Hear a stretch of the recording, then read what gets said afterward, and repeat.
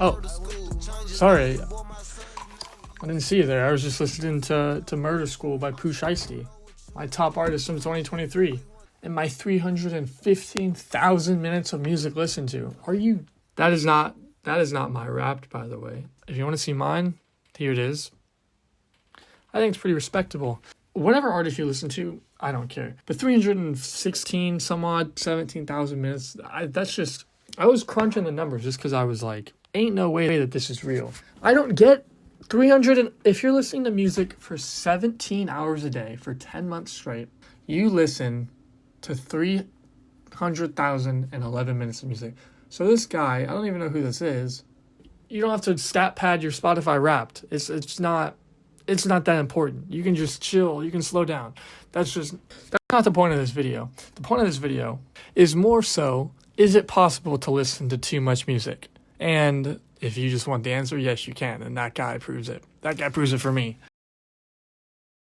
I feel like music is often disregarded when talking about addictions to phones and social media. People talk about how social media is too distracting and allows continual exposure to content without having to think or act for oneself. I know I've talked about this before in previous videos. I feel like music is kind of a middle ground because consumption of music is not nearly as active. And what I mean by that is when you watch a YouTube video, when you're scrolling on Instagram, that is your full focus. That's your full attention. You really can't do anything else. If you're watching YouTube, if you're scrolling on Instagram, if you're watching TikTok, that is what you do. But with music, you can play a song and you can just put it in the background and go about your day. You don't have to watch and sit and watch the music video every time you want to listen to music. So you can listen to music in tandem with other activities like studying.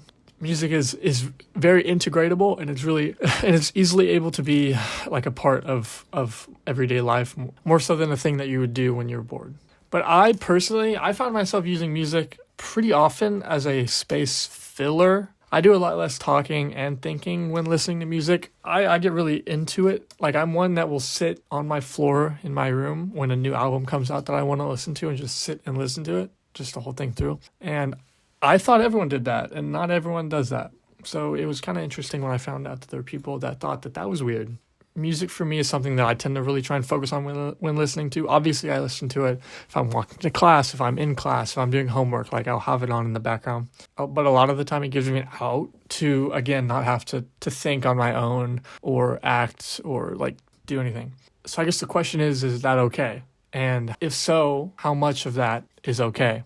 Because I find myself, if I go on a walk, if I just need to like get a breather, take a break, most of the times music will still be part of that. And that to me really isn't taking much of a break because you're still consuming, you're still indulging in media. It's a little different again than something like a YouTube or a TikTok, but it's still there. You're still listening. You're still thinking about something other than your own thoughts. If someone were to say, "Oh, you're listening to too much music, you're addicted to it," like that wouldn't make sense. But I think it should more so be lumped in with other sources of media. What's interesting, I think for many people that talk about, I think music is a much more reflective and personal source of media. I think people really get attached to music or an artist, and I think it can be helpful in people reflect on their own emotions or feel their emotions more strongly. If they're sad, listen to sad music. If they're happy, listen to happy music to feel more happy, to heighten the experience. And I think that that's really powerful. I think music helps people create sense of things that maybe they're struggling with or going through or dealing with. But I just wonder if it comes to a point where if music helps feel or diagnose certain emotions that you're going through, if there's ever a point where it becomes counterintuitive and the music you're listening to distracts you from really feeling or really trying to dissect how you really feel. It could be seen as a distraction if you're focusing too much on the music. I just think it's interesting how important music is, how much people feel and relate to music. But I'm just wondering if that can go too far in some cases, and that can maybe be a bad thing. I mean, I think their music can be listened to too much. I do, however, think it's probably really hard to do that. I think if you're able to set music aside and put it down when you really need to, at least this I'm talking from my experience, if I'm able to set music aside at sometimes and really just go all in with my thoughts and not have any distractions whatsoever, then I'm fine. I'm good. I can do that. And then I just put on music and I'm all happy and I'm cheering and dancing and singing along. So yeah, that's what I think about it. I think music is awesome. If you have been vigilant, I've been putting music recommendations in the descriptions of my videos.